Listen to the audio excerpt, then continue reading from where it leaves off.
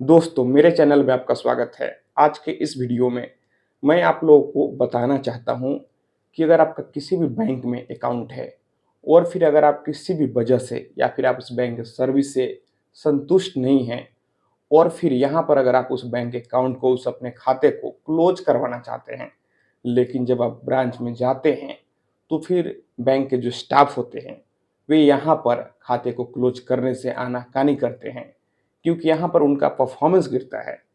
तो अब यहाँ पर सवाल उठता है कि अगर आप ब्रांच में जाते हैं और आप यहाँ पर अपना इच्छा ज़ाहिर करते हैं, आप एप्लीकेशन लिख कर जाते हैं कि आप अपने अकाउंट को क्लोज करवाना चाहते हैं, फिर भी जो बैंक के स्टाफ हैं, वे यहाँ पर क्लोज नहीं करते हैं, आपको डेली-डेली दौड़ाते हैं। तो फिर अब सवाल उठता है कि आप यहाँ पर क्या करेंगे कि वे आपका अकाउंट को क्लोज कर देंगे। दोस्तों, यहाँ पर सभी व्यक्ति का यहाँ अधिकार है कि वे अपने अकाउंट को अगर नहीं रखना चाहे तो वे क्लोज करवा सकता है।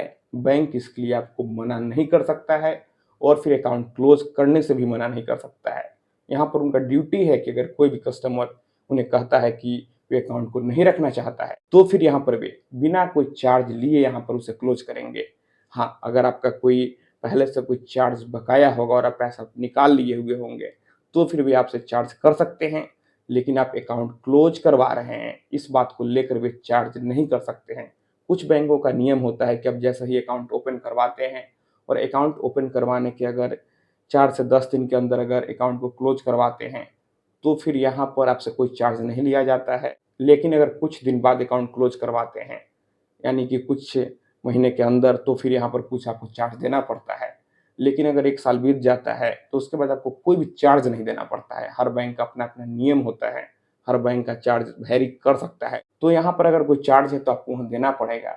लेकिन यहाँ पर अकाउंट क्लोज करने से बैंक मना नहीं कर सकता है। आप कैसे अकाउंट क्लोज करवाएँगे? आप यहाँ पर एक एप्लीकेशन लिखेंगे और उसे लिखकर ब्रांच में देंगे और जो भी बैंक में संबंधित अधिकारी होंगे, उन्हें यहाँ पर आपके अकाउंट को क्लोज करना होगा। या आपका एटीएम आपसे ले लेते हैं, आपका चेकबुक ले लेते हैं और पासबुक पर क्लोज अकाउंट का मुहर लगाकर आपको वे आपका पासबुक रिटर्न कर देते हैं, क्योंकि पासबुक पर कई सारे ऐसे डाटा होते हैं जो कि आपका पर्सनल चीज़ होता है, तो फिर वे आपके पासबुक को नहीं रख सकते हैं।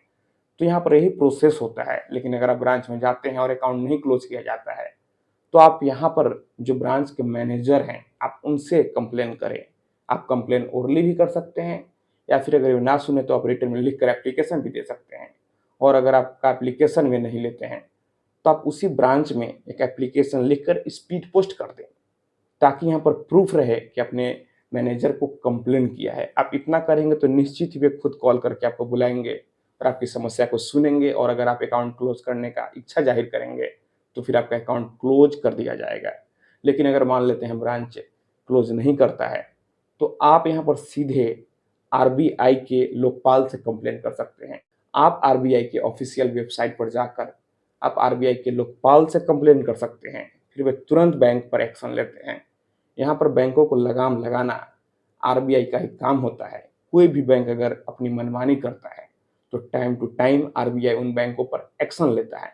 तो आप यह कर सकते हैं और अगर कहीं से बात नहीं बने तो फिर आप कंज्यूमर कोर्ट में भी इसके लिए जा सकते हैं। आप वहाँ भी जाने के लिए स्वतंत्र हैं और एक बात मैं और बता दूँ, हर बैंकों का ज़ोनल ऑफ़िस और हेड ऑफ़िस होता है, तो आप वहाँ भी कंप्लेन कर सकते हैं। लेकिन अगर आप ब्रांच मैनेजर से ही कंप्लेन करेंगे तो आप यकीन मानिए वहीं से आपकी बात बन जाएगी। लेकिन अगर वहाँ से बात नहीं बने तो आप ज़ोनल ऑफ़िस, हेड ऑफ़िस में कंप्लेन कर सकते हैं। आप आरबीआई के लोकपाल से कंप्लेन कर सकते हैं और अंतिम रास्ता है कि आप कंज्यूमर कोर्ट में जा सकते हैं। कई लोग को यह बात नहीं पता होगा कि आप कंज्यूमर कोर्ट में बिना वकील हायर किए भी खुद से भी अपना केस वहाँ लड़ सकते हैं। खैर, मैं इस पर अलग से वीडियो बनाऊँगा कि कंज्यूमर कोर्ट में आप कैसे बिना वकील किए केस लड़ सकते हैं। अगर आप जानना चाहते हैं तो आप नीचे कमेंट बॉक्स में कमेंट करें। तो दोस्तों, मैं आशा करता हूँ आपको ये वीडियो पसंद आई होगी। अगर मन में कोई भी सवाल है तो आप बेझिझक नीचे कमेंट बॉक्स में कमेंट करें और अगर आप हमसे सीधे जुड़ना चाहते हैं, फ़ोन से बात करना चाहते हैं, तो फिर आप हमें इंस्टाग्राम पर फॉलो करें। मेरा इंस्टाग्राम पर यूज़र नेम है pritesh1584। तो दोस्तों, आप इस वीडियो को अधिक से अधिक अपने दोस्तों और रिश्तेदारों में भी ज़रूर शेयर करें। हम लोग मिलते हैं अगले वीडियो में एक नए टॉपिक के साथ। तब तक आप अपना और अपने परिवार का ख्याल रखें।